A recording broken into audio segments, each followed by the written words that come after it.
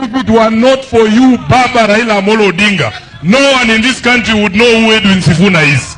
Huyu baba alinichukua nikiwa kijana mdogo, miaka 35, akasema wewe unatosha kuwa katibu mkuu wa chama. Kuna mwanaume mwingine anaweza kufanyia vijana kazi kama hiyo Kenya hii? Huyu baba hata nikitafuta kura Nairobi, alinishika mkono akaniombea kura. Leo naitwa senator, naitwa deputy whip kwa sababu ya huyu mzee anaitwa Baba Raila Amolo Odinga. I want to say thank you, Your Excellency, kwa sababu nimeona vijana wenzangu wengine uliwafanyia ile kazi ulinifanyia. Leo hii wanasema wametosha, ati sasa wanaweza kupambana na Mheshimiwa Baba Raila Amolo Odinga. Mimi nimewaambia kama katibu mkuu wa chama, hata mkifanya hii ukora alafu ati 2026 mnajaribu kupata baba ati awasamee, baba atawasamea, lakini mimi kama bado ndio katibu wa chama sitakusamea. Wakati wanatoa certificate yako mimi nararua. Lazima tukumbushane ya kwamba mlikosea chama nini? Heshima. Kama Mheshimiwa Mbadi utakuwa bado wewe ni chairman wa chama, usikubali hao wakora ambao wanatumia chama chetu kuingia kwa nafasi alafu wanaanza kutukana chama. A very good morning and welcome back to Vana Media. My name is Boniface Wino, and as usual I'm going to be your host for today. I want us to discuss the issue that is happening in the ODM party right now. Because as it stands, Raila Odinga is in a very big dilemma. He doesn't know who to choose as the party leader. We saw it when he chose RAILA'S and JOHO together with the Wycliffe OPARANYA to lead the party, the two of them. But as we know very well that party only needs one leader. So Raila is in that question where who should I choose? Because Raila is looking at it. If I decide to choose RAILA'S and JOHO, over Western will run away. But again, if I decide to choose Wycliffe OPARANYA, the people of Coastal will back up, will back off. So that is what I want us to discuss. But before that, kindly I would like to give you time to go to the subscribe area, click the subscribe button, and also go to the comment section at the end of this video and comment. But I also like to thank those who are watching us, those who are giving us your support. It is only through you that this channel is growing. And as I normally say, that feedback is normally the key thing in any communication. So you can just go to the subscription area, click the subscribe button, and then also tell me where you are watching me from, and that will be very nice, and how the video is reaching you. Now, jumping back onto our topic, the dilemma of Raila Odinga choosing the next party leader of ODM brought two political emerging in ODM, whereby we have got the JOHO team, and at the same time we have got the OPARANYA's team, which has brought a lot of confusion in the ODM party, something that has never happened before. Somebody might ask that why are we saying that Raila Odinga is in a dilemma? Raila Odinga is in a dilemma because I want us to look at it this way. Wycliffe OPARANYA is considered the most trusted person of Raila Odinga. Wycliffe OPARANYA is the most trusted person of Raila Odinga in ODM party. That is a fact. So he is the most trusted person and is also the most loyal person in ODM. We are talking about the difference between RAILA'S and JOHO and Wycliffe OPARANYA. Now, OPARANYA is the most trusted person by Raila. RAILA'S and JOHO has got more resources. You have to remember that RAILA'S and JOHO has got more resources and has got a lot of money. And it has come to attention that during Raila's campaign, during the time Raila Odinga was vying for the presidency or was doing all that thing, RAILA'S and JOHO was using his resources to support Raila. So the dilemma is here. This is now where the dilemma is coming from. Choosing between the person that you trust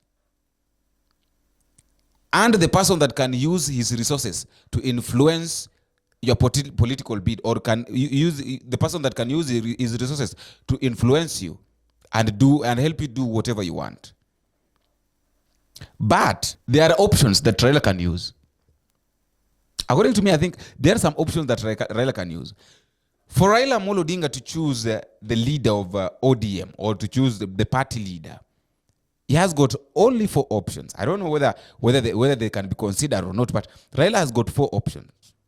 Option number 1 that Raila has is he either chooses the 2 of them and decide to go for census. That is number 1.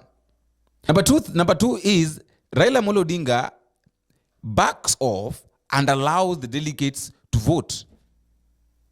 We are talking about finding the party leader, the person that can replace Raila Amolo Odinga.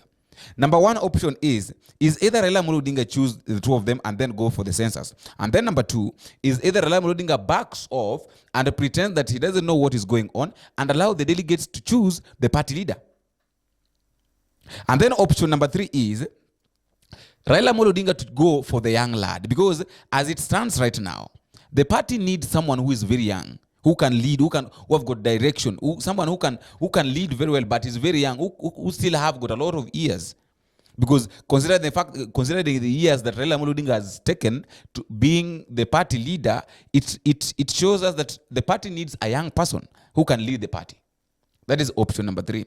Option number four,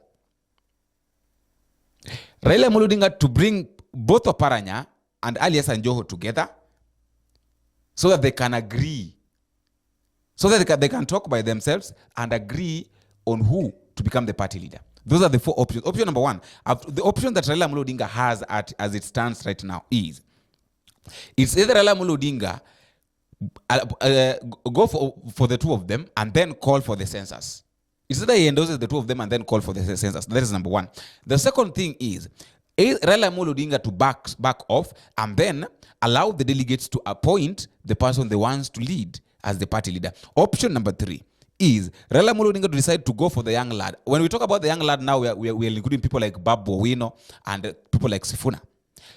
Option number four, Raila Amolo Odinga called the two of them, because after calling the two of them, and then he tells them to agree on who to become the party leader. And we have to remember that the person is going to be chosen as the party leader automatically is going to be the deputy president of the deputy of Kalonzo Musyoka coming 2027. That is something that should be considered very fast.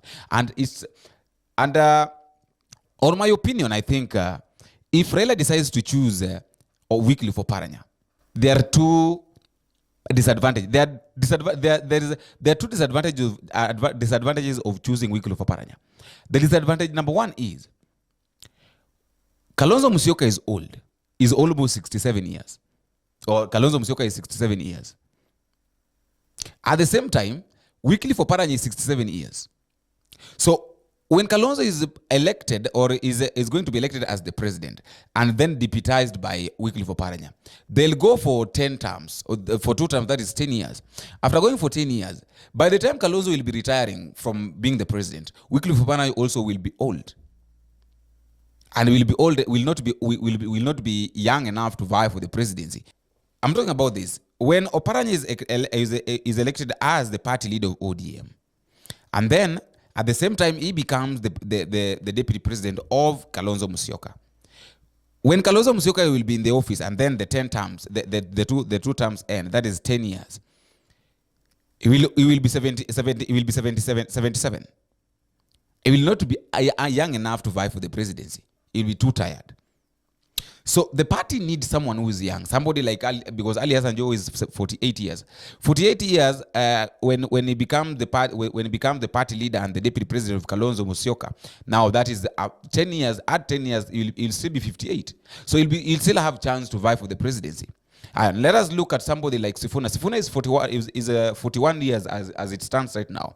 So if Sifuna is elected as the party leader of ODM and then vies for the presidency with Kalonzo Musyoka, becomes the deputy of Kalonzo Musyoka, that is when we add 10 years, he will still be 51.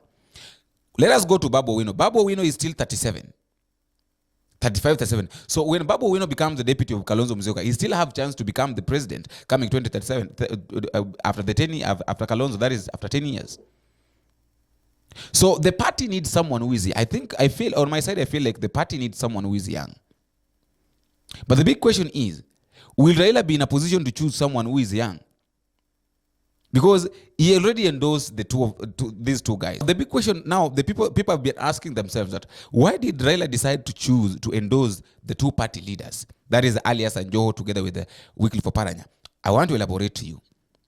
Raila did this thing in fear of losing one of his strongholds. Why? RAILA'S and JOHO is coming from the coastal. And we know very well that coastal region is one of the greatest strongholds of Raila Amolo Odinga. And Alias and Joho is coming from there. So it felt like if I endorse Wycliffe Oparanya and leave alone Alias and Joho, I will lose the coastal region as a stronghold. And again, Oparanya is coming from Western. And Western is also considered one of the strongholds of Raila Amolo Odinga.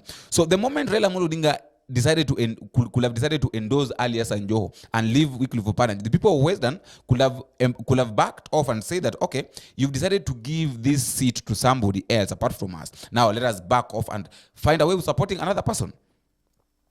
So those are the factors that Raila Amolo Odinga was considering. As I've told you that it's going to be very difficult for Raila Amolo Odinga. It's going to be very hard because as I've said, that choosing ODM party leader, it means choosing the deputy president for Kalonzo Musyoka.